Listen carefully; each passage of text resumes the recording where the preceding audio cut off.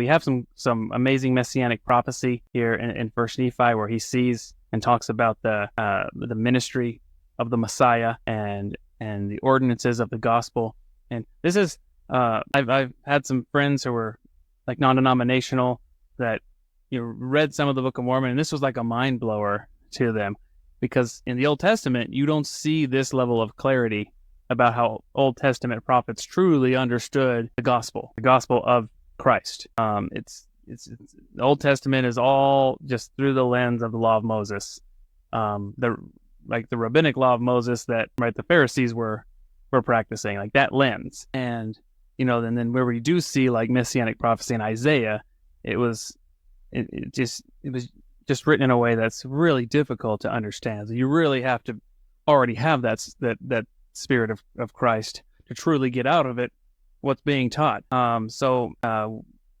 We see in the Book of Mormon that there were Messianic Jews and prophets that clearly understood everything about Christ and his ministry, the Savior that would come. And we truly get the full insight of, there's little snippets in the New Testament that hints at this, but we don't see it in the writings of the Old Testament. And this is just what makes the Old Testament and it makes the Scriptures just that much more powerful when you understand that those prophets, they had full context. They understood what was going on.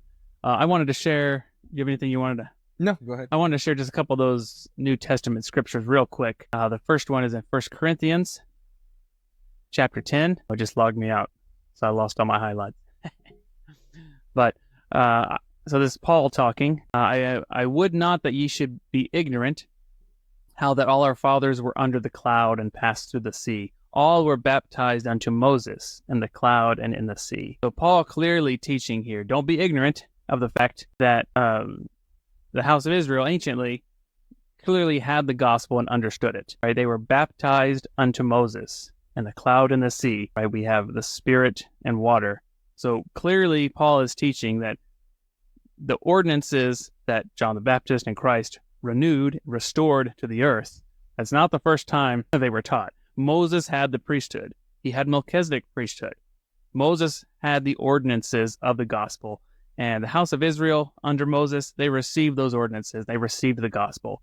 Those that would. Of course, the majority rejected higher teachings even at that time. But Moses, he understood it all. He had clear vision, and he was teaching and preaching and giving the ordinances to whomever would receive them. And we see something similar in John chapter 8, verse 56. Jesus is talking here, and he said, your father Abraham rejoiced to see my day, and he saw it, and he was glad. So that's just another highlight showing Abraham had full vision of the life and ministry of Jesus Christ. He understood it, and he applied it in his life, and that's why he received the fullness of the blessings available through the priesthood, because he had the fullness of the priesthood. He had the fullness of the gospel of Jesus Christ.